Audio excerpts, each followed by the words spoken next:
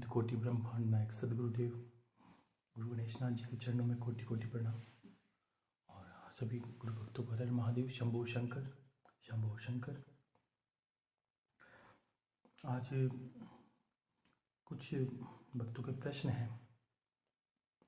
ज्ञान के संबंध में तो प्रश्न नहीं रहने चाहिए, बाकी फिर भी मान लीजिए किसी को कुछ संशय है, किसी को कुछ पूछना है, तो उन्होंने कुछ गुरु भाई जी ने प्रश्न लिख के मुझे दिए, मैं देखता हूँ। एक तो प्रश्न लिखा है किसी ने, प्रसाद डावरे है पुणे से। इन्होंने छोटे छोटे प्रश्न लिखे हैं इस तरह कि गुरुदेव किस तरह दिन बाल कटाने चाहिए, नहीं कटाने चाहिए। किसी बार को इन्होंने अलग अलग कटा के अनुभव किए हैं। देखो, ये कोई अनुभव का विषय नहीं है, ये कुछ चीज़ें ज़्यादा जीवन में गहरी नहीं लेनी चाहिए। एक सांसारिक जीवन में इतनी चीज़ों को अगर गहरा लोगे तो आप कार्य भी नहीं कर सकते। फिर भी आप पूछ रहे हैं कि देखो, जिनको स्वभाव में बोला है कड़क, मान लीजिए कटर बोला है, जैसे मंगल और शनि, ये इस दिनों को हमें कुछ भी कार्य नहीं करने इस तरह के, जैसे कटाने का कार्य है। जैसे मंगल भूमि पुत्र है, मंगल के दिन विशेषकर आपको बाल नहीं कटाने, सेविंग नहीं बनानी होती है। और जो ज्योतिष के या शास्त्रों के अनुसार हैं, उस दिन भूमि का भी कभी खोदन नहीं करे। कभी पेड़ पौधे लगाए तब भी आपको याद रखना है कि मंगलवार के दिन कभी ना लगाएं, क्योंकि मंगल भूमि पुत्र है, तो लोग ऐसा वर्जित करते हैं काफ़ी लोग। और एक शनिवार को भी आपको बाल नहीं कटाने चाहिए। ये दोनों दिन आप थोड़ा परहेज रख सकते हैं। और बाकी इन्होंने पूछा है कि कुछ सूर्य ग्रह मान लो नीच का हो तो इन्हें उपवास नहीं करना चाहिए या करना चाहिए, इस तरह की। देखिए, नीच का उच्च का ये मत देखिए, आप इसको देखना इस तरह कि जीवन में सकारात्मक और नकारात्मक प्रभाव। इसका अर्थ ये समझिए कि सभी ग्रह अगर प्लस में होते हैं या हमारे पक्ष में होते हैं तो क्या फल देते हैं। तो आपको तो सभी ग्रह पक्ष में करने चाहिए। जो ऐसा नहीं कि ये नीच का है, उच्च का है, इसको करना चाहिए कि नहीं करना। आपको सभी ग्रह अपने पक्ष में करने हैं, यानी सभी ग्रहों का जो सकारात्मक प्रभाव है वो आपको अपने जीवन में लाना है। तो आप ग्रहों के अनुकूल कार्य करें, सब ग्रहों के अनुकूल कार्य करें। सभी ग्रहों के दिव्य दिव्य प्रभाव है जीवन में। परिवार के रिश्तों तक फर्क पड़ता है इनका। तो आप ऐसा कर सकते हैं कि ऊंच नीच का मत देखिए, और आप ये देखिए कि सभी ग्रह आपके प्रभाव में होने चाहिए। जिस ग्रह को आपने समझ लिया कि इस ग्रह का प्रभाव मेरे जीवन में कमजोर चल रहा है, तो बढ़ाइए उसका प्रभाव। उच्च करने से जीवन में सभी का फल मिलेंगे। उच्च का अर्थ ये समझिए कि प्लस में करने। मान लीजिए शनि भगवान का जो प्रभाव है आपके नकारात्मक चल रहा है, तो उनके सकारात्मक प्रभाव लाने के लिए, उनकी प्रसन्नता के लिए जो कार्य करते हैं उनको आपको करना है, ऐसे ही करना है। और इन्होंने एक दो प्रश्न और किए कि कुल देवता का कौन वार होता है, या कुल देवी का कौन सा वार होता है, गुरु का कौन सा वार, ऐसे वारों के बारे में पूछे। देखिए, कुल देवता का वार और कुल देवी के वार के निमित्त अगर कुछ करना चाहते हैं आप, तो शुक्रवार श्रेष्ठ दिन है, वो भी शुक्ल पक्ष का। जब हम पूर्णिमा से पहले जो शुक्रवार आता है उसको आप कर सकते हैं। शुक्रवार के दिन वो बना सकते हैं इनके निमित्त के, शुक्रवार को करेंगे तो कुल देवता का वार हो जाएगा, उसके निमित्त कर सकते हैं। और इष्ट देवता के निमित्त देखते हैं तो कभी कभी क्या होता है कि इष्ट तो 5 ही है, हम समझ नहीं पाए कि मान लीजिए आपने हनुमान जी की पूजा करते हैं तो हनुमान जी को मंगलवार तो समर्पित है ही, अन्यथा आपको लगता है बुधवार को तो गणेश भगवान को समर्पित है। तो देवी के निमित्त करते हैं तो आपको लगना चाहिए कि शुक्रवार देवी के निमित्त समर्पित है। और गुरुवार को करते हैं तो गुरु के निमित्त भी समर्पित है, गुरु ग्रह के निमित्त भी समर्पित है। और शुक्रवार को करते हैं तब देवी के निमित्त भी समर्पित है। माता दुर्गा के भजन कीर्तन यजन, जो देवियाँ की कुल देवी की उपासना होती है, वो भी आप शुक्रवार को कर सकते हैं। माता लक्ष्मी का दिन भी वो है। और शनिवार शनि ग्रह के अनुकूल है, और रविवार को आप कर सकते हैं। शनि ग्रह जैसे भैरव जी के अनुकूल भी शनि ग्रह है, और आप भैरव पूजा भी शनिवार को कर सकते हैं। रविवार के दिन सूर्य पूजा उपासना कर सकते हैं। ऐसे करके इसमें आप समझ सकते हैं, ऐसा कोई ज़्यादा गंभीर विषय नहीं है ऐसा कोई जीवन में। बाकी देखिए, सबका कारण क्या होता है। अब इस तरह के प्रश्न रहने नहीं चाहिए। थोड़ा अगर मत दे तो नहीं देते, मैं इसको मत के बताता हूँ आपको। देखिए, सब बातें आपने सुनी और हर वाणी के पीछे प्रश्न तो हो ही जाता है कि इस तरह के क्या होता है, इस तरह क्या होता है। लेकिन इसको ऐसा समझिए कि एक छोटी वृत्तांत बताता हूँ कि अगर कोई, आपने कभी गरुड़ पुराण सुना होगा जीवन में। गरुड़ पुराण में बहुत ही कथाएं आती है। आपको लगेगा कि इसमें लगा कि भाई इस तरह के नरक को कैसे पार करना है, इस तरह की क्रिया है तो कैसे पार करना है, ऐसे पार करना है, ऐसे पार करना है, ये तो सब विधियाँ आपको बता दी गई है कि इस तरह करना है, इस तरह करना है। तो इसका अर्थ ये नहीं कि आप इन विधियों में उलझ जाएं, इसका तोड़ है बिल्कुल। वैसे ही आपके जीवन में ज्ञान से तोड़ है। कैसे तोड़ है? मैंने क्या कहा, जो भक्ति करते हैं उनके नवग्रह अनुकूल होते हैं, पहली बात, ठीक है।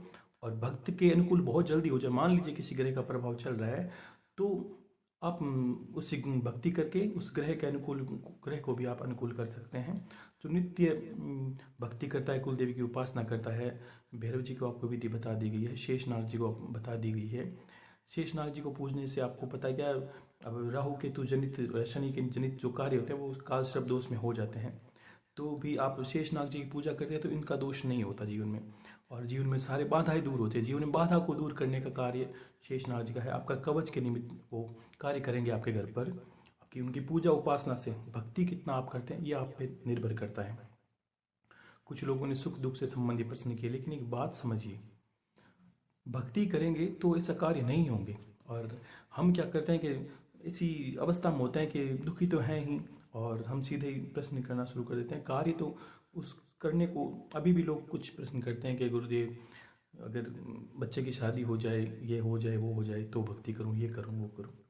देखिए विधि तो आपको बता दी, कार्य आपको करने पड़ेंगे। अगर मैं ऐसा बोल दूंगा कि सबको एक आशीर्वाद के रूप में कुछ नहीं दिया जा सकता, इसका अर्थ समझिए, सबके कर्म होते हैं और सबको अपने कर्मों के अनुकूल ही ठीक किया जा सकता है। ऐसे नहीं कि अगर इस तरह हो जाए तो सबको मैं कुछ करने का बोलूँ नहीं, आइए आप मेरा आशीर्वाद लीजिए आपके कार्य होंगे, ये कोई ऐसा कार्य नहीं है। जो सत्य में गुरु का कार्य वो मैं बताने की कोशिश करता हूँ। और ये मिथ्याचार मेरे पास नहीं है कि आपको आशीर्वाद दे दूंगा आपके बेटे की शादी हो जाएगी, नहीं, मैंने आपको कार्य बता दिया, वो कार्य करिए। कुछ लोगों ने किए हैं कार्य, देखो गुरु भाई जी ने वो जो चैनल में काफ़ी वीडियो डाले हैं छोटे मोटे, जो मनोकामना दीपक की विधि है, तंत्र नाश की दीपक की, करते आप कुछ नहीं हो, वो विधि को समझते नहीं हो, फिर प्रश्न करते तो अच्छा नहीं लगता है। आप एक बार उनको देखिए, थोड़ा मथिए, थोड़ा चिंतन कीजिए, और उसके बाद उसके अंदर से कोई प्रश्न हो के ये समझना है तो समझ में आता है कि ये पूछा गया है, अन्यथा वही प्रश्नों को बार बार पूछिए तो अच्छा नहीं लगता। और एक प्रश्न किसी ने किया महाराष्ट्र से, शुभांगी सेठ है, और इन्होंने कहा कि ये काफ़ी पहले बहुत बीमार पड़ी थी, इनको पूछना था कि 21 दिन ये कोमा में चली गई थी, और किसी सफ़ेद वस्त्र पहने हुए संत ने, सफ़ेद कपड़े पहने हुए इनको दर्शन दिया और ये उठ के भागने लगी थी, ऐसा करके, और इनको जीवन दान भी मिल गया था। मान लीजिए कोमा में है, इसका अर्थ ये नहीं होता कि हम मान लीजिए हम कि हमारी मृत्यु निश्चित हो, ये कोई निश्चित नहीं है, कोमा से लोग बाहर भी आते हैं। लेकिन ये जो आशीर्वाद जिनके स्वरूप इनको मिला है, देखिए एक चीज़ आप काफ़ी लोगों के साथ हो सकती है कि जब भी कभी हम बुरी स्थितियों में गुजरते हैं तो क्या होता है कि काफ़ी बार हमें सफ़ेद वस्त्र पहने हुए, सफ़ेद कपड़ों में, उसे लगते हैं बहुत पुराने बुजुर्ग जैसे इंसान हमें दिखते हैं। ये दिखे तो ये समझना ये हमारे पूर्वज हैं, यानी पितृ, जो पितृ लोग हैं, हमारे पूर्वज यानी हमारे वंशज जो है, जिनके हम वंशज हैं, वो हमें दर्शन देते हैं, उनकी कृपा होती है, तब हमारे सारे सहकारी होते हैं कि हम सुख दुख, बीमारी से, परिवार की छोटी मोटी बाधाओं से, ये पितरों का कार्य है, वो सुलभ आशीर्वाद देके भी अपना कार्य निभाते हैं। कुछ लोगों के पितृ हितकारी हैं, करते ही हैं कार्य उनके, तो ये उनके पितरों का, यानी कि पूर्वजों का दर्शन होता है, और उनके आशीर्वाद से इन्हें जो आप इनको जीवन दान मान लीजिए, चाहे कष्ट से मुक्ति मान लीजिए, वो इनके कार्य होते हैं। ये जब भी दर्शन हो तो आपको ये समझना है कि आपको जो पितृ हैं, जो पूर्वज हैं, वो आपको दिखाई देते हैं, उनके आशीर्वाद आपको प्राप्त हैं, ये आपको ध्यान रखना है।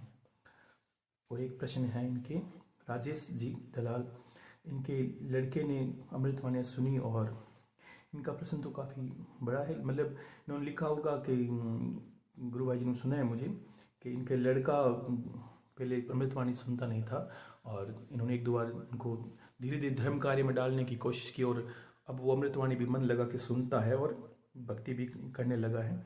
और इनको एक उसके लड़के को स्वप्न में एक बार ऐसे अनुभव हुए कि जैसे गुरुजी ने यानी आके कहा कि आप भक्ति करने का समय आ गया, आप भक्ति करें। और इनके लड़के ने मान लीजिए अमृतवाणी भी मन से सुनी, और धीरे धीरे भक्ति ये करवाने लगी, खुद अपनी जो पुत्र को है राजेश जी करवाने लगी। और कराने के बाद एक दिन इनको स्वप्न आया इनके लड़के को, जैसे मान लीजिए इनको गुरुजी दिखे, और दिखने के बाद इनको कुछ अनुभव है, मान लीजिए गुरुजी ने इनको शिवलिंग दी और इन्होंने कुछ गोबर के उपले वगैरह ऐसा कुछ देखा, और बाद में क्या हुआ कि इनके ऊपर कोई नकारात्मक शक्ति हावी हो गई और गुरुजी ने, या मान लीजिए मेरे जो सूक्ष्म शरीर है उसने इनको बताया कि आप कुछ भक्ति करें तो इनके जो बाधा है शरीर के ऊपर या आप ताकत आप में आ जाएगी, इस तरह के जो स्वप्न हैं। और इन्होंने कुछ कार्य किया तो उनको डर लगा स्वप्न में, मान लीजिए ऐसा कुछ वृत्तांत है। देखिए इस वृत्तांत का अर्थ समझिए आप। अब क्या होता है, जब ज्ञान उदय होता है शरीर में दो द्वंद्व होते हैं। जैसे अगर गीता सुने तो कुछ विशेष संतों ने ये गीता को भी ये कहा है, इति युद्धम दह युद्धम, यानी जो बाहर की गीता है वैसे ही अंतर की गीता होती है। इसका अर्थ क्या है, एक तो होता है धर्म पक्ष और एक अधर्म पक्ष। शरीर में भी नकारात्मकता शक्तियां होती है, हमारे शरीर में ना चाहते हो भी गंदी भावना क्या है, एक ईर्ष्या, ये क्या है, ये नकारात्मक शक्ति ही है।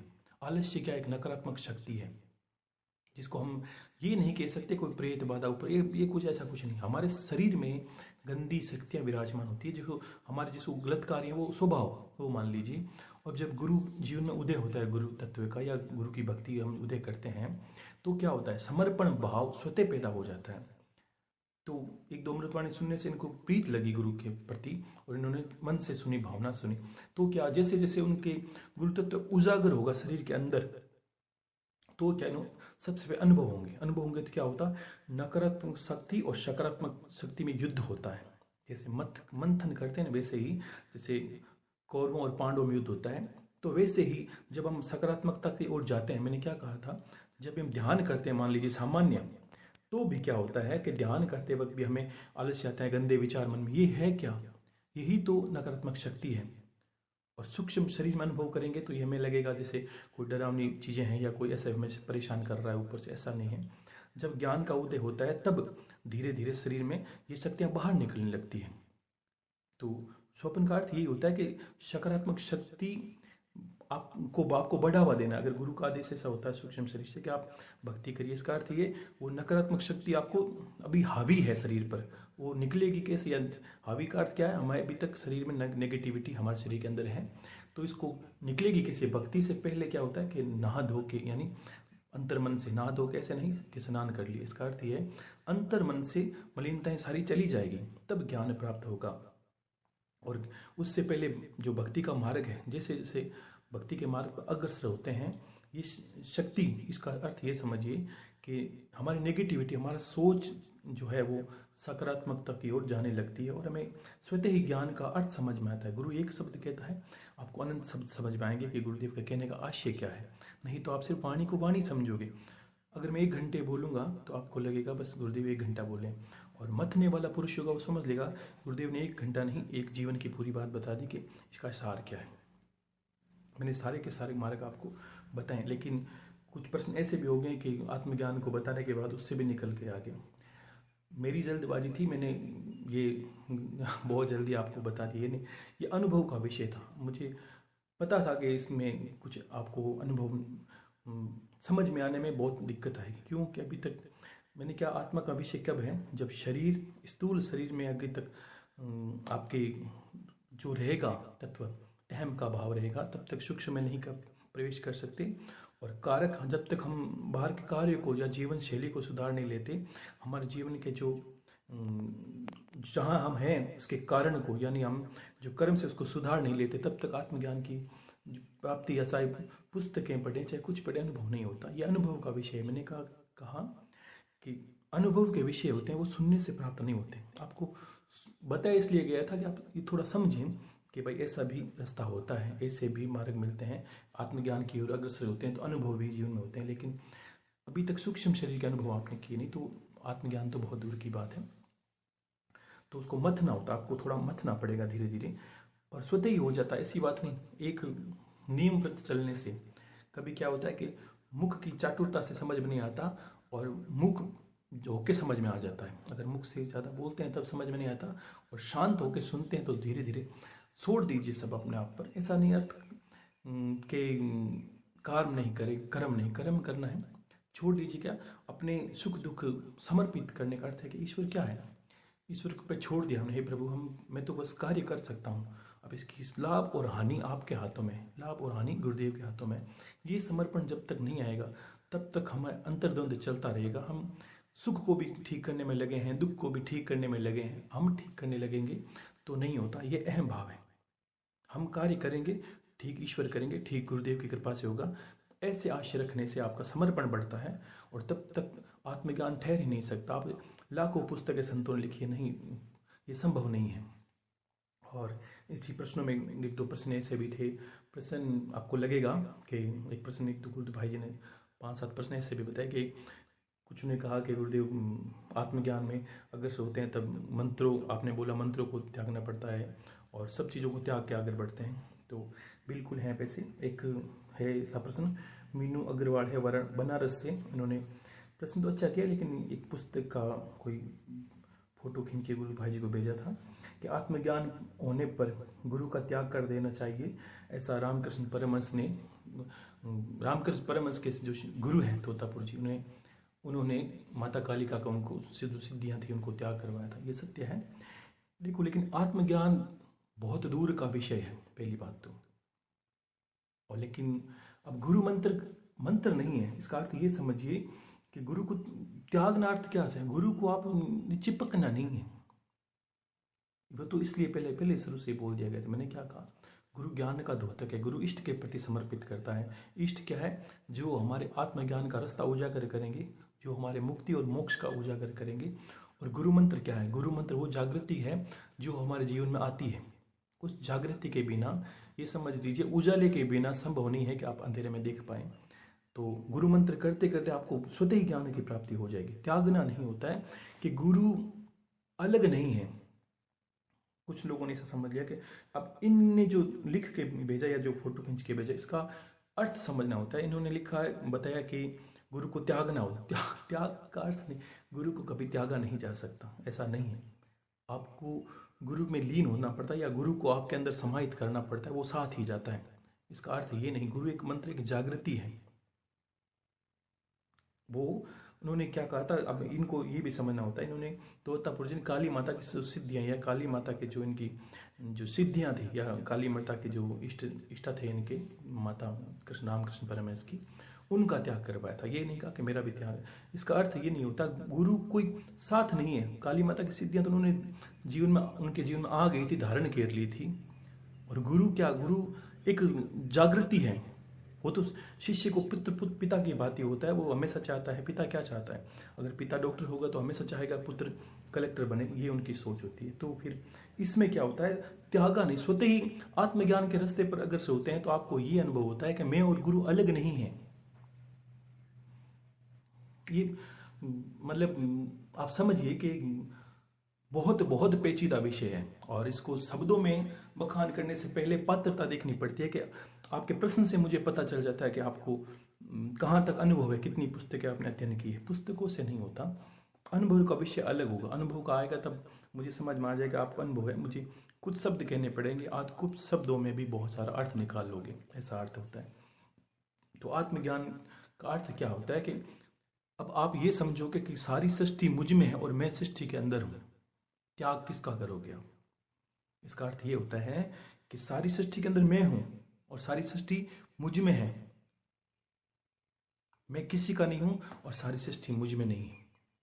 मैं सबसे अलग हूं। अगर आत्मा की दृष्टि से ये देखोगे तो ये ऐसे निकल गए शब्द कि मैं, मुझ में सारी सृष्टि है। इसका अर्थ क्या है कि मैं आत्मा बीज हूं और सारी सृष्टि आत्मा में है। जो भी कितने भी हम मनुष्य को देखते हैं, सब मैं ही मैं हूं चारों तरफ।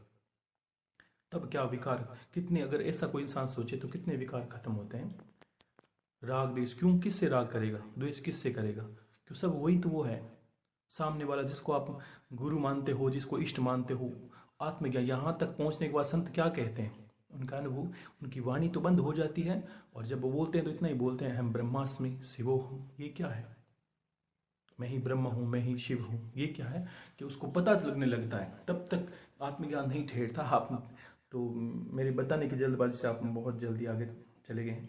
आपको पहले कर्म में सुधारने से, कर्म से मैंने क्या कहा था कि शुरू से करने तक आपको समझ में आता है कि वास्तव में ये विषय क्या है।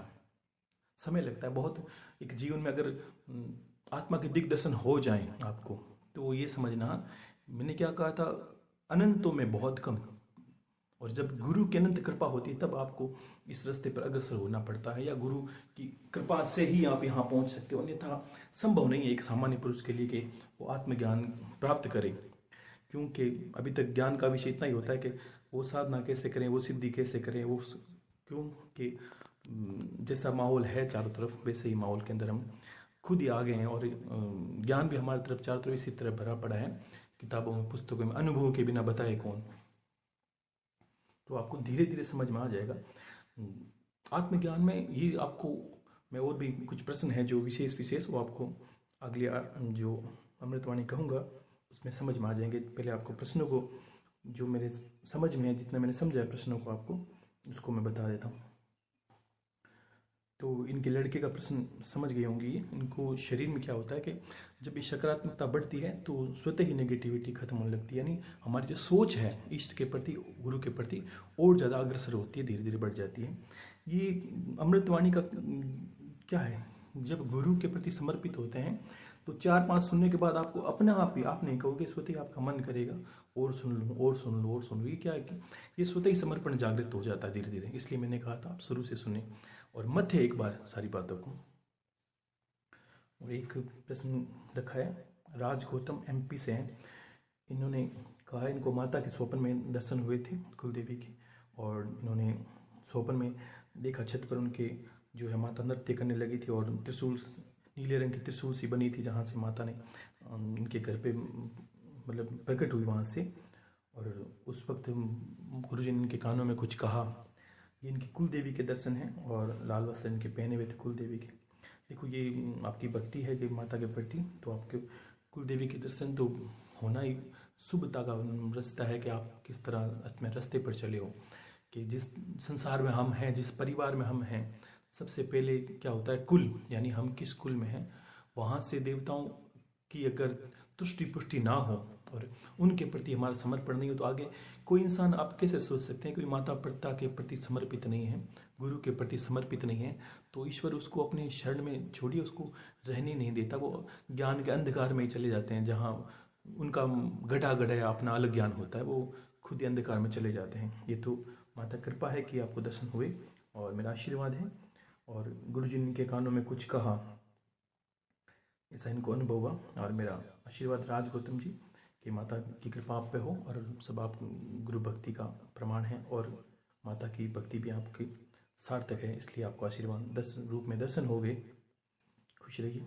और एक है प्रमोद जी बेसला, इन्होंने आशीर्वाद की कामना की और इन्होंने गाजियाबाद से हैं। उन्होंने कहा गुरुदेव कोई गौ माता इनके घर पे आई, कोई लावारिस सी थी और उन्होंने घर पे रखा और कोई गलत तो कार्य नहीं किया और सेवा कर रहे हैं।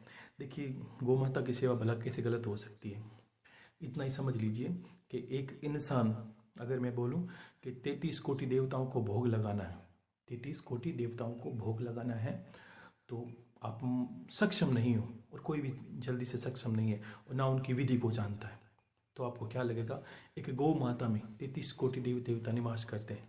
33 कोटि का 33 देवता, कोटि का समझिए, कोटि में भी समझ, किसी तरह समझ लीजिए आप। तो क्या होगा कि इतने देवता को एक साथ भोग गौ माता के निमित्त ही लगाया जाता है। जब गौ माता खा लेती है तो आपको समझ लेनी चाहिए कि सारे देवता ने तुष्टि पुष्टि मान ली और सब ने भोग स्वीकार कर लिया। जब भला चला के गौ माता आपके घर पे आई और आपने रखा है, तो मेरा आशीर्वाद है कि जो गौ माता है वो जीवन आपके जैसे घर पे आई वैसे ये समझिए कि माता लक्ष्मी का आगमन हुआ है और माता कुल देवी का आगमन उन्हीं के रूप में होता है।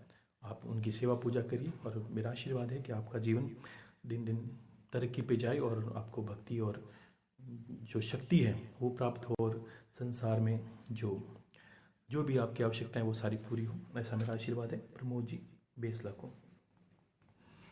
और एक वंदना गुप्ता है वाराणसी से, इन्होंने आशीर्वाद की कामना की है, कहते गुरुदेव मैं नित्य आपको भोग लगाती हूँ। देखिए गुरु के प्रति आपकी भक्ति सराहनीय है और मेरा आशीर्वाद है, बहुत से लोग करते हैं, सबको ये आशीर्वाद ही है। और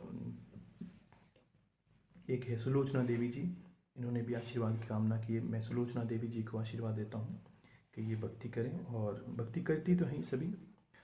और इन्होंने गौ माता के निमित्त किया, किसी ने कुछ किया, किसी ने कुछ किया। एक बंटी जी हैं जोधपुर से, इन्होंने भी आशीर्वाद की कामना की है, इन्होंने भी गरीबों के लिए बहुत कुछ किया। देखो ये कर्म ही है जो आपको सब जगह ले जाएंगे। ध्यान रखना कि कर्मों का पिटारा बांध के आपको यहाँ से जाना पड़ता है और उसी के आधार पर लिखा जगह होता है। सब ज्ञान धरा धरा रह जाता है इंसान के जीवन में। जब तक आपको ये समझ में आएगा, पुस्तकें पढ़ के ये समझ में नहीं आएगा। जितनी समय आपने व्यर्थ पुस्तकों में निकाल दिया कि ये अच्छी है, ये अच्छी, हर राइटर पढ़ता है, किताब लिखता है, कोई बड़ी बात नहीं है। लेकिन मता हुआ ज्ञान से सबसे, जब तक अपने कर्म को नहीं सुधार लो, इंसान जाता है तब लेके क्या जाता है। ये तो बूढ़े बुजुर्ग लोग भी जानते थे कि अपने कर्मों का पिटारा लेके जाता है इंसान। अपने कर्म कैसे, वहाँ ये नहीं पूछा जाएगा आपका, जब साक्षात्कार तो कहीं हिसाब होगा ईश्वर की, कहीं तो कहीं कोई चीज़ व्यवस्था होगी। वो आपको कर्म करने का अधिकार दिया है, आपको धर्म करने का अधिकार दिया है, और आपने धर्म नहीं किया, अधर्म किया, गलत कार्य किए, तो ये तो मानिए कि जो परंपराएं हमारे जो धर्म में चली है, तो आपको ये पता होना चाहिए हर धर्म में कर्मों का लेखा जोखा होता है। चाहे आप हिंदू धर्म मान लीजिए, जो भी धर्म मानते हैं, सब में यही की बात है। इसका अर्थ ये नहीं, अगर बातें हैं तो इसका अर्थ भी निकलेगा।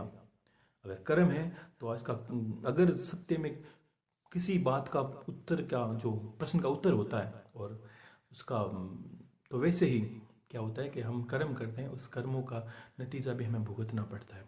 और आज कर रहे हैं इसका अर्थ पहले कुछ किया हुआ है और उसका आज नतीजा फल पा रहे हैं।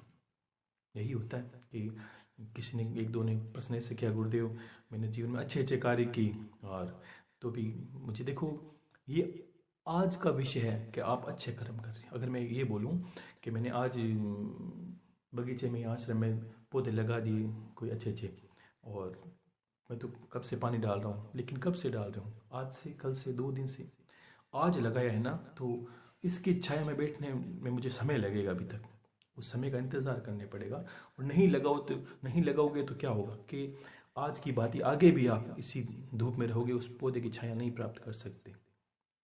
भगवान, देखिए ईश्वर के पीछे कितनी बड़ी बात है कि एक छोटा प्रसंग मुझे याद आ गया।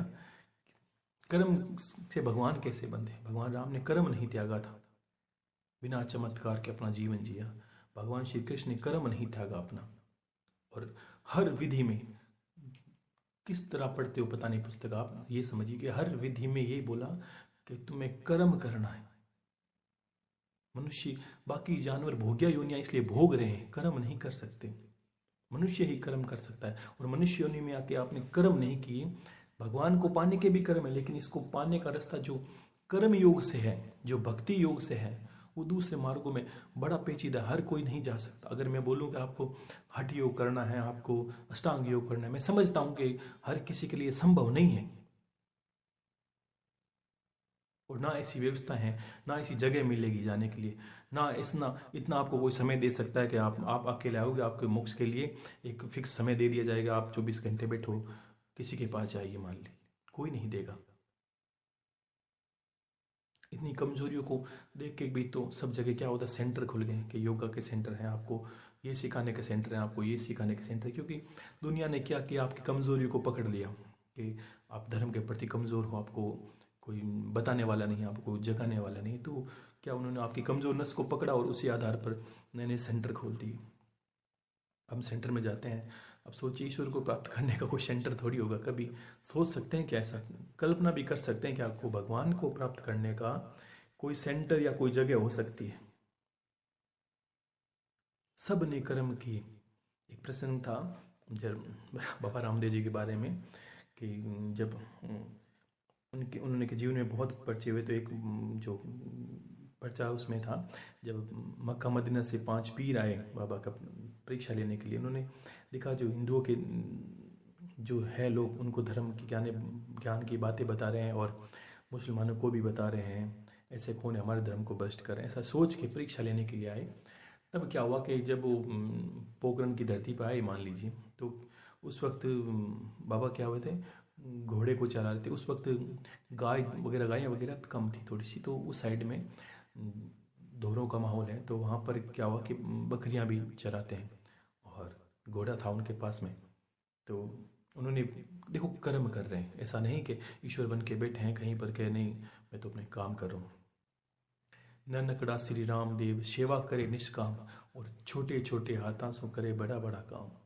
तो फिर क्या हुआ कि बचपन कैसा जिया कर्म के निमित्त होकर। तब पीरों ने पूछा, भाई यहाँ पर कोई रामदेव नाम का एक संत है, पीर है, बड़ा चमत्कारी है, ये है वो है, बड़े ज्ञान को बातें जानने वाला है, हिंदुओं को भी सिखाता है, मुसलमानों को भी बरगलाता है, ऐसा कोई है क्या? तब बाबा को ही पूछा गया था। तब बाबा ने कहा, भाई यहाँ तो रामदेव दूर दूर में नहीं है, यहाँ तो रामदेव मेरा ही नाम है। कि नहीं नहीं, तू नहीं हो सकता, क्यों, तू तो क्या करता है कि बकरियां चराता है, घोड़े को लेके घूम रहा है। नहीं नहीं, अगर उन्होंने देखा कि मेरे धीरे हमारे जैसा ही कोई वेशधारी होगा, कोई अगर पीर फकीर संत होगा, तो कोई कपड़े पहने हुए, कोई जोगा चोला लगाए हुए और कुछ तो चमत्कारी होगा, तो कुछ उसके चारों तरफ चेले भी मंडराने वाले होंगे, ऐसा सोचकर तब और ऐसा कहा कि नहीं नहीं, वो तो कि अजमाल जी के पुत्र हैं, लोगों कहते हैं अवतार हैं, संत बने हैं और लोगों की सेवा भी करते हैं, वैसे हैं, आप नहीं हो। तो बाबा ने कहा, भाई मैं क्यों नहीं हो सकता? पहली बात तो ये समझिए कि इनके उत्तर से कितना बड़ा ज्ञान मिलता है, प्रभु के उत्तर से भी, कि मैं क्यों नहीं हो सकता। कि आपने ये बताइए कि अगर मैं बकरियां चलाऊं, इसका मतलब है रामदेव नहीं हो सकता, मैं ज्ञानी नहीं हो सकता। पहले ये समझिए, अगर भगवान कृष्ण गाय चरा सकते हैं, आपने भगवान कृष्ण को संवारा है। एक बात सुन लीजिए, भगवान नंद जी थे, गांव के मुखिया थे। अगर कोई ग्वाला होता है, सोचिए, अगर कोई ग्वाला होता है और गायों को चराने वाला होता है और जिसके कंधे पर कंबल होती है, हाथ में लकड़ी होती है, तो वो कैसा होगा? 24 घंटे को सोने के गहने पहने होगा? नहीं, ये तो हमारे भक्ति भाव है कि हमने भगवान को सजाया तब आगे। अगर कोई गाय चराने वाला कैसे होगा? उनके गाय का मूत्र भी लगेगा, उनके गाय की गोबर भी लगेगी, गाय के साफ करते हैं तो गाय के हाथों पे मेल भी लगेगा। इतनी इतनी गायों को चराते थे, मिट्टी में खेलते थे। तो आपको क्या लगा कि वो कैसे होने चाहिए कि सोने के सिंहासन पर बैठने वाले होने चाहिए? वो तो भक्ति है, लोग बैठाते हैं ये बात, लेकिन उनके कार्यों को समझिए। एक सामान्य मतलब एक, अगर कल्पना कर सकते हो तो अभी तो जो संसाधन है, जिस संसाधन में आपके पास वस्त्र भी है, सोना भी है, चांदी भी है, लेकिन पहले उस संसाधन को सोचिए जब लोगों के पास ईंटें जैसी साधन नहीं था, कोई मकान बनाने के लिए कोई व्यवस्था नहीं थी, कच्चे पकान मकानों में रहते थे। तो ये देखिए कि उस वक्त भगवान कैसे रहे होंगे, कैसे कपड़े धारण किए होंगे और किस तरह जंगल में जा जाके गायें चराते होंगे। ये बाबा का वृतांत उन्होंने बाबा को बताया, भाई जब भगवान श्री कृष्ण गाय चरा सकते हैं, आप जिसको अल्लाह बोल सकते हो, वो अल्लाह भेड़ चराते थे, अल्लाह भेड़ चरा सकते हैं। और जो मान लीजिए अल्लाह कहते हैं कि अल्लाह जो है ऊंट चराते थे और ईसा मसीह भेड़ चराते थे, तो एक रामदेव भला बकरियां क्यों नहीं चरा सकता, ये घोड़े को लेकर क्यों नहीं घूम सकता? तो इसका अर्थ क्या है, सारे जिन्होंने सारे धर्मों को बना दिया और ऐसे वृतांत बता दिया कि आप मान लीजिए कि कौन से देवता क्या नहीं करते। कर्म से मुक्त थोड़ी नहीं, कर्म से कोई मुक्त नहीं होता। और मनुष्य योनि में आके बताते क्या है, आपको कर्मों के अधीन कर रहे हैं। वो एक पूरा प्रसंग आपको ये समझ में आ जाना चाहिए कि इतनी बड़ी बातें थी। तो भगवान उद्धव जी ने पूछा था भगवान को जीवन के बारे में, तो भगवान ने कहा था कि एक भजन भी मैंने क्या कहा सुनाया था आपको कि उद्धव कर्मन की गति नारी, उद्धव कर्मन की गति, सती नार को बांझन कर डाला, पूहड़ जन जन हारी। अगर कोई कहे मैं स्त्री सती हूं, मैं बांझ हूं, इसका अर्थ ये नहीं, वो तो कर्म की गति है, वो तो आज का आधार है कि आज वो सती है। पीछे क्या थी? भीष्म पिता को पूछा गया था, भीष्म पिता ने पूछा भगवान कृष्ण को कि भगवान मुझे अपने 1000 जन्म याद है और 1000 जन्म में मैंने कोई ऐसा पाप नहीं किया जिससे मुझे बाण की सैया मिले। तो भगवान ने कहा आप तो 1000 जन्म जानते हो, 1000 के बाद के जन्म के कर्म भी इंसान को लग सकते हैं। वहां पर भी उस पुराणों में बताया गया है कि भीष्म पिता को बात बताई कि आप एक राजा के सैनिक थे, आप चलते चलते कहीं पे गए और चल रहे थे, किसी नाग को, कथाओं में सुना है वो सुनाता हूँ कि आपने किसी नाग को भाले की चोट से उठाया और साइड में गिरा दिया था। आपने तो ऐसे गिराया था कि भाई सांप रास्ते से मर ना जाए, आपने गिराया लेकिन आपने पीछे नहीं देखा। वो सांप कहीं कांटों के जो पेड़, उस पेड़ पे गिर गया था। आपने बचाने के लिए उठाया, साइड में न गिराया था, लेकिन वो जाके कहीं कांटों के जो कंटीला जो पेड़ है उस पेड़ पे लेट गया। अब वो कांटों के पेड़ पे लेटा है, तो समझिए कि उसको कितने कांटे चुभे होंगे। वो जैसे हिलता है नहीं, कांटा चुभता नहीं। तो वैसी सैया आपको प्राप्त है। अब उसके 7-8 दिन में प्राण पखेरु उड़े गए थे, और भगवान ने कहा आप भी 6-7 दिन देखो सैया पर हो, कर्म लगता है। और ऐसा ही धृतराष्ट्र को बोला था। तो भाई धृतराष्ट्र ने कहा था कि मुझे ऐसा क्या कर्म लगा था कि जो मैं, ऐसा कोई पिता बताइए संसार में कि मेरे जैसा कोई पिता हो संसार में, और वो जिसके 100 पुत्र हो बलवान, और वो 100 पुत्र मर जाएं और वो पिता जीवित रहे और माता जीवित रहे। ऐसा कोई पिता देखा है तुमने? तब भगवान ने भी बताया, मैंने एक शायद अमृतवाणी में बोला होगा आपको, कि भगवान ने बताया था कि आप पूर्व जन्मों में, भगवान श्री कृष्ण कहते हैं कि पूर्व जन्मों में आप एक आखेटक जो होता है शिकारी, उनके मुखिया थे। उसी आखेटक में एक स्त्री थी जिसके कोई पुत्र नहीं था। उसने 100 कबूतर के बच्चों को घर पे दाना डाल डाल के पाल लिया, प्रेम किया था कबूतर उससे। तो बच्चा नहीं होने से उसको प्रेम हो गया अपने कबूतर के जो पक्षी हैं कबूतर, उनसे प्रेम हो गया। और प्रेम के वश होके उन्होंने, वो रोज उनको दाना डालती, प्रेम करती। उस प्रेम के वश होके वो, उसके जो पति था स्त्री का, वो शिकारी करता था जो पक्षियों को मारना वगैरह। तो उसने भी देखा मेरी पत्नी तो प्रेम करती है, मैं शिकार करता हूँ, तो पत्नी के कहने से उसने भी शिकार करना छोड़ दिया और कबूतर से, पक्षियों से प्रेम करने लगे थे। उसी दौरान दोनों ने ऐसे मन में आई कि हम लोग तीर्थ पे चले जाएं और कहीं जाके तीर्थ करके आते हैं, 4 धाम मान लीजिए तीर्थों की जो बात आई। तो फिर उन्होंने तीर्थ करने पे चले। तो पत्नी ने कहा कबूतर के जो बच्चे हैं मैंने 100 पाले, अब इनको कहाँ रखूँ मैं? तो कहा हमारे जो मुखिया हैं, यानी धृतराष्ट्र जो पिछले जन्मों में थे, उसको हम ये मतलब संभालने के लिए दे देते हैं और हम तीर्थों में चले जाते हैं। और उन्होंने धृतराष्ट्र को, जो धृतराष्ट्र थे पहले मुखिया, तो उनको कबूतरों के बच्चे हैं दे दिए और कहा हम लोग मान लीजिए कि तीर्थों पे जाते हैं, तीर्थों पे जाके आएंगे, तब तक आप इनको संभाल लीजिए। जो मुखिया थे धृतराष्ट्र पिछले जन्मों में, तो उन्होंने कहा, देखो अच्छे सज्जन पुरुष थे, तो उन्होंने कहा कि ठीक है, मैं, कोई दिक्कत नहीं, आप आराम से तीर्थों में जाइए, मैं आपके सारे बच्चों को दाना पानी डलवा दूंगा। और उन्होंने अपने जो सेवक थे उनको बुलाया और कहा इन कबूतर के बच्चों को आराम से रखना है और दाने पानी डालते हुए इनको आपको जीवन में, जब तक ये तीर्थों से आ नहीं जाते तब तक इनकी सेवा करनी। तो वो चले गए और उधर धृतराष्ट्र जो थे मुखिया, उन्होंने अपने जो कबूतर के 100 बच्चे, उनको किसी ने अपने सेवकों को दे दिए और कहा कि आप इनकी सेवा करिए। तो क्या हुआ कि कुछ दिनों के बाद, उसी दिनों की बात है जब धृतराष्ट्र को 5-10 दिन में कोई खाने में अरुचि हुई, उनको भूख प्यास नहीं लगती थी और कमजोर होने लगे थे। तो धृतराष्ट्र की जो पत्नी थी गांधारी, उसी वर्ष में उसी के साथ गांधारी थी और इसी में गांधारी। तो गांधारी ने उसी जन्म में उसमें, और जब वहाँ जाके रसोई को बोला, जो रसोई बनाता था उसको बोला कि तुम खाने में कोई परिवर्तन करो ताकि महाराज को, यानी जो मुखिया हैं उनको खाना भाए और वो खाने में रुचि करके खाना खाए, कमज़ोर होते जा रहे हैं दिन ब दिन। तो उसने क्या किया, खाते थे जो मांस वगैरह, तो उन्होंने क्या किया था, उस दिन जो भोजन था, एक दिन क्या कर कबूतर के बच्चे को पका दिया। जो कबूतर का बच्चे का था जो मांसवार, उसको पका के मुखिया को खिला दिया, यानी धृतराष्ट्र को खिला दिया। उन्होंने खाया शाम को, उन्हें बड़ी अच्छा लगा। अच्छा लगने के बाद उन्होंने कहा ये खाना अच्छा था, ये भोजन अगर नित्य मुझे मिले तो मुझे रुचि रहेगी खाने में। तो गांधारी थी उसकी पत्नी ने कहा यही ऐसा सा भोजन इनको रोज खिला दिया जाए।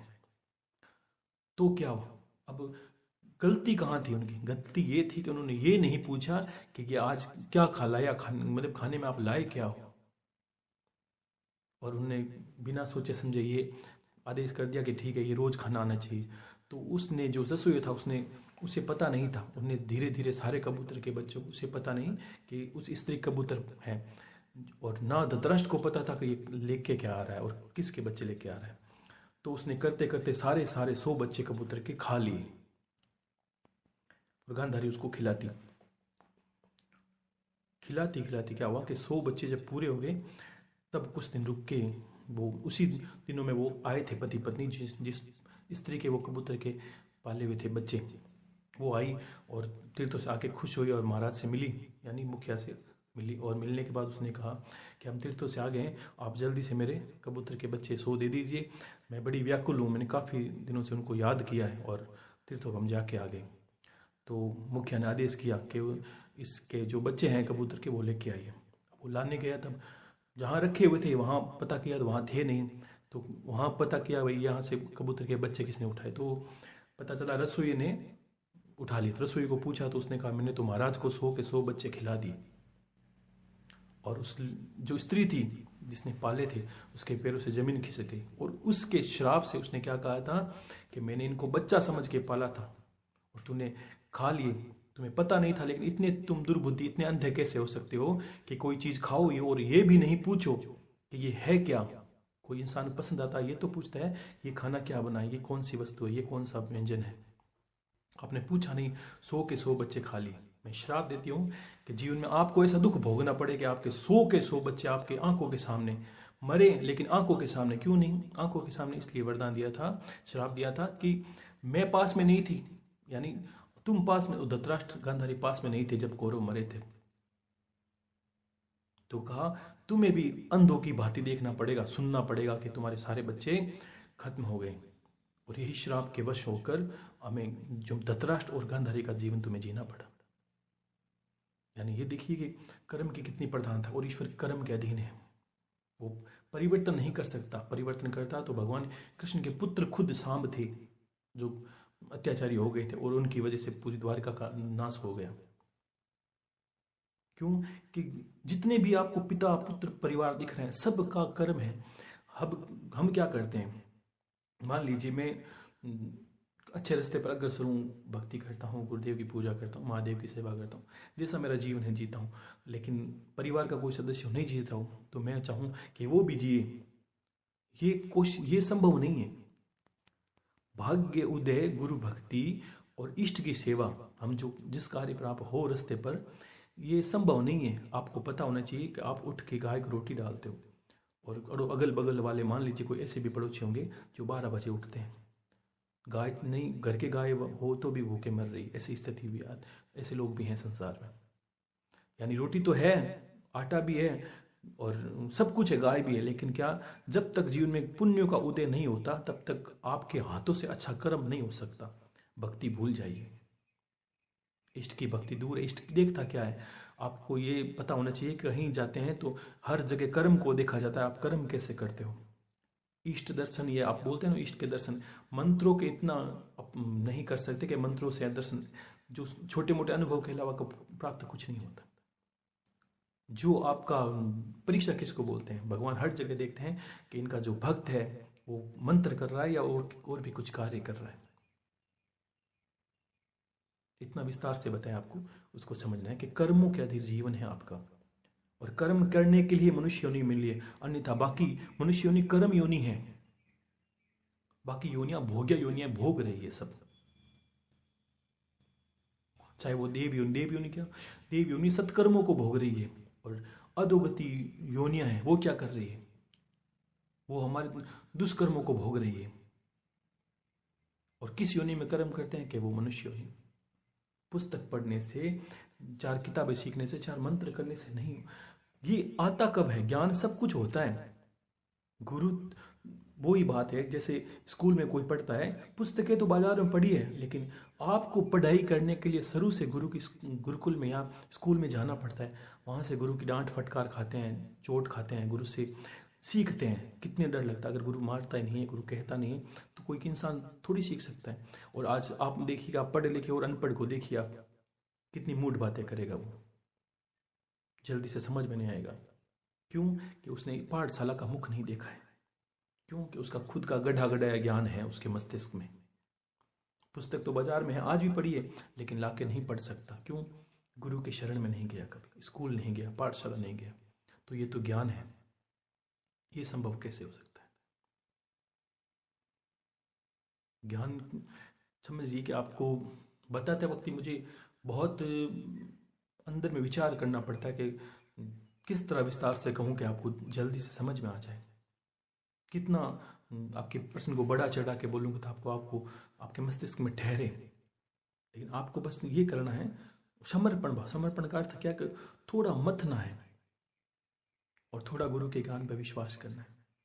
अविश्वास में तो ईश्वर भी नहीं आता। आपको पत्थर पूजा कर रहे हो तो क्या विश्वास ही तो है, अन्यथा पत्थर तो दुकानों में पड़े हैं, आप लेके आए, अच्छे से अच्छे मिलेंगे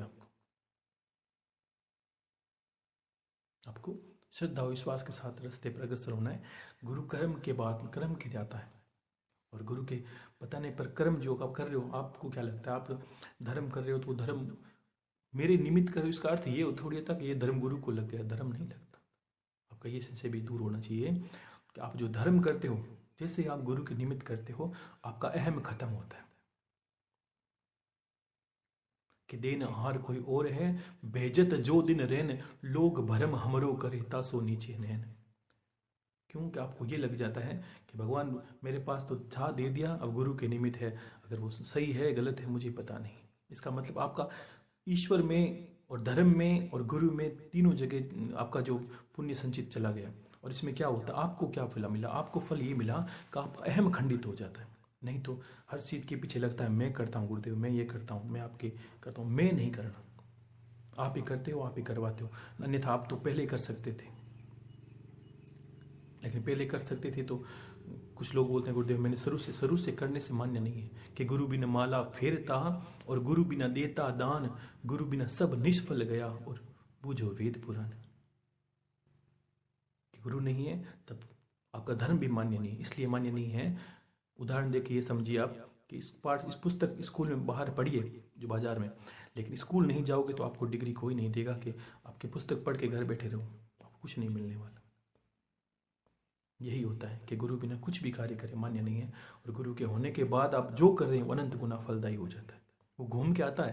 अभी तो कुछ महीने हुए, ऐसा कौन सा हमारे जन्म आपने 50 वर्ष मेरे पास बिता दिए, मैंने आपके पास बिता दिए।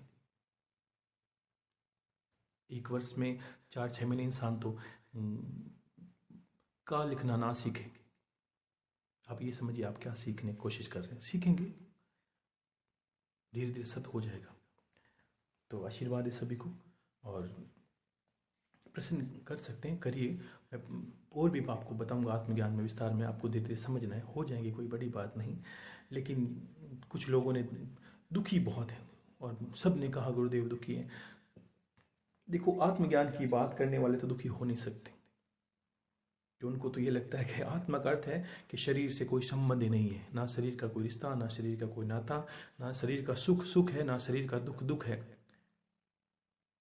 वो आत्मज्ञान के रास्ते पर अग्रसर हो सकता है नहीं, हो सकता है, लेकिन उसमें भी अहम गले तो हरी मिले, अहम कम होना चाहिए आपका। और जब तक शरीर है तब तक अहम है। शरीर से परे जाने के बाद समाधि अवस्था में आत्मा की ज्योति के दिव्य दर्शन होंगे, तब आपको ये लगता है, ऐसा भान होता है। स्वप्न में डर लगता तो भी ऐसा लगता है, सूक्ष्म शरीर से अनुभव होने से ऐसा नहीं कि हम आत्मज्ञान प्राप्त कर लिया, नहीं। सूक्ष्म शरीर का अनुभव होने से ऐसा होता है कि हमारी अनुभव शक्ति बढ़ गई है। हमें पता लगने लगा है कि ध्यान में बैठते हुए भी हम बाहर की चीज़ों को अनुभव करते हैं, और ये भी जानते हैं कि शरीर नहीं है, शरीर से बाहर गति कर रहे हैं।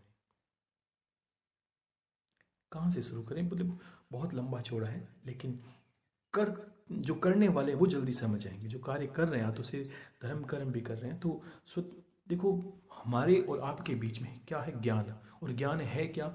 ज्ञान ही तो ईश्वर है। वास्तव में हो क्या रहा है, मैं आपको ईश्वर के बारे में बता रहा हूं, आप ईश्वर के बारे में जानने के लिए जिज्ञासु हो। इस दोनों का अर्थ ये आपने देखा नहीं कि आईने से बाहर दिखने वाला और आईने के भीतर दिखने वाला, दोनों के अंदर एक आईना है, यानी आईना प्रमुख है। और वो आईना क्या है? वो आईना ईश्वर है, जो आपको गुरु और अपने आपके बीच में खड़ा है। और गुरु क्या है? जैसे आप सजोगे संवरोगे वैसे आईनों में दिखोगे। गुरु वो आईने के भीतर वाली तस्वीर है, आप बाहर खड़े हो। जैसे आप अपने आप को संवारोगे सजाओगे वैसे आपकी तस्वीर गुरु जैसी रूप में दिखेगी। और ईश्वर यानी जो आईना है ईश्वर रूपी, इसको प्राप्त करने के लिए आपको सबसे पहले समर्पण भाव कि किस से सीखते हैं उसका समर्पण भाव, के गुरु के प्रति समर्पण, इष्ट के प्रति समर्पण, कुल देवी से आशीर्वाद। बहुत लोगों का आशीर्वाद लेना पड़ता है। अर्जुन युद्ध में गए उससे पहले भी कितनी कितनी शक्तियों का आह्वान किया। भगवान कृष्ण साथ में थे तो क्या हुआ, भगवान ने ऐसा नहीं कहा कि अर्जुन तू पाशुपत्र अस्त्र के लिए महादेव की आराधना कर, नहीं मैं महादेव से ला के दे देता हूं, कि नहीं तुझे करना पड़ेगा। अर्जुन युद्ध में जाने से पहले दुर्गा जी का आह्वान कर, माता के बिना युद्ध कैसे कर सकता है? अर्जुन ने किया। तो भगवान ने, तो क्या भगवान, क्या भगवान एक गुरु रूपी रास्ता निभा रहे हैं, वो कार्य कर निभा रहे हैं कि तुझे ऐसा करना है। उन्होंने किया, वो फलदायी हुआ। नहीं तो खुद ही कह देते कि नहीं अर्जुन तुझे कुछ नहीं करना, मैं अपना आप ही सब कुछ संभाल लूंगा, तुझे पीछे बैठे रहना है, मैं संभाल लूंगा। वो क्या करते हैं कि धुरा को संभालते हैं। सारथी करते हैं धुरा को, रथ किस दिशा में ले जाना है, ये भगवान की कार्य था अर्जुन के साथ। क्या ऐसा नहीं कर, कार्य का अर्थ क्या है कि धुरा को संभालने वाला। गुरु का अर्थ आपकी धुरा को संभालने वाला। कर्म आपको करना पड़ेगा, तो कर्म के अधीन रहिए, कर्मों से मत चूकिए। कोई सारी की सारी पुस्तकें धीरे रह जाएगी, जीवन में एक कर्म को अपना के देखिए कि ये नित्य कर्म करता हूं। वो कर्म आपको ऐसे रास्ते पर, ऐसी ज्ञान की डगर पर, ऐसे सफलता के रास्ते पर ले जाके छोड़ देगा, आपको पता नहीं चलेगा कि किन पुण्य का फल आज हम भोग रहे हैं। ताकि हम गुरु का ज्ञान भी सुन रहे हैं, ये भी पुण्य का फल ही होता है। संभव नहीं है, अन्यथा सत्य बताऊं कि है नहीं, मानस में बहुत कुछ बताने को है, लेकिन इतना नहीं है कि चाहता हूं कि देखो हर इंसान कुछ बातें गुप्त रखना भी चाहता है और रखना भी चाहिए, लेकिन आपके प्रेम के बस होकर, आपके कार्य के बस होकर, ना कि आपने कोई मुझे कुछ, मैंने कहा कि आपको बस मेरी रसीद कटानी है, ऐसा कुछ मेरा कार्य नहीं है। मैंने क्या कहा था कि आपके प्रेम के बस और आपके जो कार्य हैं, मैंने क्या कहा, बस आपके कर्म ही मुझसे कुछ भी करवा सकते हैं। अगर आपके कर्म अच्छे हुए तो मैं कुछ बोलूंगा, आपके कर्म अच्छे हुए तो ही हम मिलेंगे, कर्म अच्छे नहीं हुए तो भूल जाइए, कुछ नहीं होगा। क्योंकि गुरु इसका द्योतक थोड़ी ना है कि आपने, गुरु कहने का द्योतक है, आप कर्ण करता हो। पूरा गीता सुना के भगवान यही कहा था कि अर्जुन अब तुझे अच्छा लगे वो कार्य कर। ऐसा नहीं कहा कि अर्जुन अब तो तुम, अर्जुन ने कहा अब मुझे क्या करना, अब तुझे अच्छा लगे कर। मैंने तो बता दिया कि इसका अर्थ ये होता है, इसका फल ये होता है, इस कार्य को करने से ये होता है, इस कार्य को करने से ये होता है, अब तुझे अच्छा लगे वो कार्य कर। तो संसार कर्म के अधीन है। ये जो दुनिया आप चारों तरफ देख रहे हो, सुख दुख अनाता, ये सब के सब कर्म के अधीन है। आत्मज्ञान संभव नहीं है जल्दी से। ये समझ, जिस दुनिया में आप जी रहे हो आप भूल जाइए, लेकिन इसको जानने के, अगर फिर भी हजारों में एक पात्रता होती है जो खोज लेंगे, जिनके प्रश्न भी नहीं रहेंगे, जो मुझे पता है कि अब नाम नहीं ले सकता, मैं जानता हूं कि कुछ हैं जो स्वतः ही खोज लेंगे इस बात को, और जिनकी वाणी से, जिनके बोलने से मैंने अनुभव कर लिया था कि ये, हाँ ये कुछ नहीं कहने वाले, ये उस जगह को खोज लेंगे, चाहे मैं मिलूं चाहे ना मिलूं। उन्होंने वो जो रस्सी है, रस्सी का वो किनारा पकड़ लिया है जहां आत्मज्ञान ही जाके खत्म होता है, और समय आने पर वो स्वतः ही आपको पता चल जाएगा ऐसे कौन है। ऐसी कोई बड़ी बात नहीं है। देखो पकड़ने वाले अलग होते हैं और मिथ्या प्रश्न के लोग भी अलग होते हैं। आत्मज्ञान को पूछने से पहले संसार के सारे प्रश्न तो पहले खत्म होने चाहिए कि भगवान, देखो एक पहले सुख दुख की बात कह देता हूँ। मेरे पास तो कहने के लिए बहुत कुछ है, लेकिन समय का अभाव तो रहता ही है। आप एक, मैं चाहता हूँ कि जो ज़्यादा दुखी सुख दुख की बात करते हैं, तो एक प्रश्न मैंने कहा था कि ऐसे कथा बहुत बड़ी है, लेकिन थोड़ा मैं चाहता हूँ कि आप खुद अध्ययन कर लें। ये तो आपको मिल जाएगी पुस्तकों में, इसको अध्ययन करें कि जब महाभारत का प्रसंग था, जब युधिष्ठिर जब अज्ञातवास से पहले जंगलों में भटक रहे थे, तो बृहदसुर ऋषि है वो उनसे मिलने गए और युधिष्ठिर ने उनका स्वागत किया। मैं थोड़ा संक्षेप में कहूँगा, आपको विस्तार से पढ़ना है कि युधिष्ठिर ने उनका स्वागत किया, उनके सामने रोए थोड़े। धर्मराज थे। अब ये नहीं समझते संसार, एक सामान्य पुरुष को सामान्य दुख हो सकता है और उसमें वो तिल मिला उठा है, ये हो गया परिवार के अंदर, ये हो गया, रुपया खो गया, संपत्ति खो गई। आप जिनको आप अध्ययन करना चाहते हो, जिनके रास्ते पर चलना चाहते हो, कभी उनको देखो तो सही कि जिनके रास्ते पर जो मेरा आइडियल है, जो मेरा इष्ट है, वो कैसा है, उसका स्वरूप कैसा है, उसने क्या क्या कार्य किए हैं। तो युधिष्ठिर ने अपने, जब अर्जुन चले गए, अर्जुन तो उस वक्त चले गए थे पाशुपत्र अस्त्र का ज्ञान प्राप्त करने के लिए, और चारों भाई और द्रौपदी थे, तो बृहदस्व ऋषि है उनका स्वागत किया और युधिष्ठिर उनके सामने थोड़ा मतलब जिसको बोलते हैं कि दुखी होकर रोने लगे थे और कहा, हे भगवान, पता नहीं मैं आपको कैसे कहूँ कि संसार में मेरा जितना दुखी तो शायद संसार में कोई हो ही नहीं सकता। युधिष्ठिर कह रहे हैं बृहदस्व ऋषि को। तो उन्होंने कहा, क्या दुख है? कि प्रभु देखिए बचपन से मेरे, और सत्य देखो तो आप देखिए, और संसार में अगर सत्य पुरुष होगा तो आज भी ये कहने का विषय नहीं है, वो आज भी यही कहा, भगवान जीवन को संवार दे, चाहे दुख कितने ही दे तो मुझे, लेकिन मुझे उस सूर्य की भांति प्रचंड कर दे जो अग्नि में तपता हुआ भी कोई आंख ऊपर ना करके देख सके, ऐसा चमकदार, ऐसा रोशनीवान बना दे मुझे, क्योंकि दुख ही जीवन को पार लगाते हैं और दुख ही जीवन को हर संघर्ष जो आज जिसको भी आप देखते हो आपके अपनी आइडियल के अंदर, दुनिया के अंदर जो प्रगति के पथ पर है या जो चमक रहे हैं, उनके जीवन में जब तक दुख नहीं आता वो चमक ही नहीं सकते। और एक सामान्य पुरुष के साथ क्या होता है, पुत्र पत्नी परिवार, यहाँ तक वो तिल मिला के अपना जीवन को नष्ट भ्रष्ट कर लेगा और यहीं पे उनका जीवन खत्म है। चाहता है कि घर वाले तस्वीर लगा दें, 4 माला उस पर चढ़ा दें और बस अंत है। यहाँ तक जानते हैं कि मेरे पिता है, मेरे परिवार है, दादा तक जानेंगे। आप जब परदादा बन जाओगे तब कोई नहीं जानेगा, उससे ज़्यादा अब भैया आप लोग कुल देवी को नहीं जानते, वैसे ही सोचिए कि आपके गोत्र को कौन जानेगा। तो आपने किन के लिए जीवन व्यर्थ किया बिना ज्ञान के। तो दुख युधिष्ठिर ऐसे कहने लगे। तो कहने के बाद क्या हुआ कि बृहदस्व ऋषि है वो सुन रहे थे आराम से। युधिष्ठिर ने कहा, देखिए प्रभु, हम चारों भाई देव संतान हैं, हमारी पत्नी ही सामान्य नहीं है। द्रौपदी को आप बोलते हैं 5 पतियों की स्त्री है। अब सुनिए, वो पत्नी भी कोई गर्भस्थ नहीं है, सामान्य कोई स्त्री के गर्भ से नहीं जन्मी हुई है, वो देव कन्या है, देव कार्य के लिए उत्पन्न हुई है। वो पांडव भी कोई सामान्य पुरुष नहीं, देव पुरुष है। और कहा कि हम देव पुरुष होने के बाद में हम जब जन्मे तब पिता का मुख नहीं देख पाए, क्योंकि राजा पांडव को श्राप था कि जब भी तुम्हें पत्नी के पास प्रेम के वश जाओगे और जाते ही तुम्हारा अंत हो जाएगा, और उनका अंत हो गया था। और हम अपनी माता के साथ जंगलों में रहे, और जंगलों से हम जब परिवार वाले हमें लेने आए तब बचपन में ही हमसे हमारे भाई हैं उन्होंने भी ईर्ष्या करनी शुरू कर दी, हमारे परिवार वालों ने ईर्ष्या कर दी और उन्होंने हमें निकालने की कोशिश की। और जब युवा हुए और हमारा राज करने का अधिकार है, उस वक्त हमें देश निकाला दे दिया गया। हमारे साथ कूड़ कपट हुआ, हमारे साथ द्रौपदी जैसी स्त्री का चीरहरण हुआ, उनके बाल खींचे गए। मैं कभी अनैति पे नहीं चला, धर्मराज होकर मैंने, मेरे भाइयों ने सदा धर्म का वर्ण किया, फिर भी हम लोग जंगलों में भटक रहे हैं। अब सोचिए, कोई इंसान इतना तो नहीं कह सकता कि पांडव जितना धर्म करके कर्म करता और देव पुरुष होकर ये बोले कि हम दुखी हैं, और वास्तव में दुखी है। और उन्होंने युधिष्ठिर जी ने यह भी कहा कि प्रभु आप मानिए कि भगवान राम को तो 14 वर्ष का वनवास था हमें देखिए, हम तो जब से जन्मे वनवास ही भोग रहे हैं।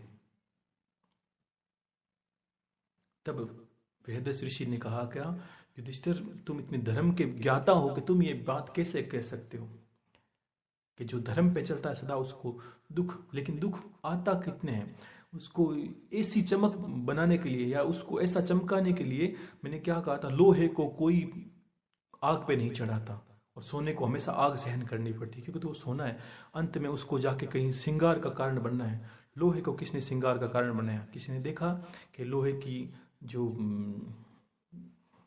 लकड़ियां होती है, ये लोहे के जो बाजूबंद होते हैं, हो सकते हैं कि नहीं सोने के होंगे, लेकिन उस श्रृंगार से पहले लोहे को, सोने को बहुत ज्यादा आग सहन करनी पड़ती है, तपना पड़ता है। और तुम ये कैसे कह सकते हो कि तुमसे ज्यादा भी दुखी नहीं है संसार में? तो युधिष्ठिर ने कहा, प्रभु मुझसे ज्यादा दुखी तो मुझे तो नहीं लगता, युगों में, तीनों युगों में कोई है। तब युधिष्ठिर ने कहा था, बृहदस्व ऋषि ने कहा था कि युधिष्ठिर, मैं राजा नल और दमयंती की बात बताता हूँ। राजा नल और दमयंती, और इनमें कर्कोटक नाग की वर्णन भी आएगा, और ऋतुपर्णा ऋषि है, ऋतुपर्णा राजा है। इन चारों का नाम लेने से कलयुग में जो हमारे जो नष्ट होते हैं, जो कलयुग के प्रभाव होता है जीवन पर, वो नष्ट होने लगता है। सिर्फ नल, दमयंती, करकोटक नाग और राजा ऋतुपर्णा का नाम लेने से मात्र से ही, नित्य स्मरण करने से हमारे शरीर में, जीवन में कलयुग का प्रभाव नहीं आता। पति पत्नी में प्रेम बढ़ता है और जीवन सुलभ होने लगता है, बाधाएं दूर होती है। लेकिन ये बहुत बड़ी कथा है कि राजा नल और दमयंती किस तरह ने जीवन में दुख देखा था, उनसे ज्यादा दुखी कोई भला कैसे हो सकता है। युधिष्ठिर को इतना बता दिया कि तुमसे ज्यादा भी दुखी दुनिया में कोई है, इतने श्रेष्ठ पुरुष होकर भी वो दुखी थे। तो मैं चाहता हूं आप कहीं अधिक पुस्तक लेके, नहीं तो आपको यहीं तो मोबाइल के अंदर कहीं मिल जाती है, आप उसका अध्ययन करें, राजा नल और दमयंती के बारे में पढ़े आराम से, और फिर पता चलेगा कि आप हो कहाँ, क्यों दुखी हो, कैसे दुखी हो, और जो दुखी हैं वो क्या थे। आपको ये समझना है कि संसार में दुख सुख धूप छांव की भांति है। आज मान लीजिए आपने धूप का इलाज कर लिया तो वो तो कल फिर आएगी, कल कर लिया तो वो तो परसों फिर आएगी, वो तो रोज आएगी जब तक आप जीवित हो। हाँ, कर्म अच्छे करने से परिवर्तन आता है, ये तो इसलिए बार बार बोलता हूं कि ये कर्म करते क्या है आपको, ये कर्म आपको जीवन को धीरे धीरे सुलभ करना शुरू कर देते हैं।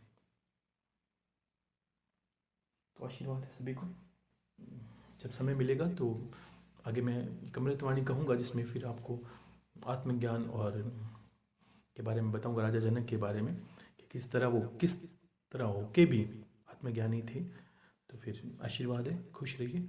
जय गुरुदेव, हर हर महादेव, शंभो शंकर शंभो।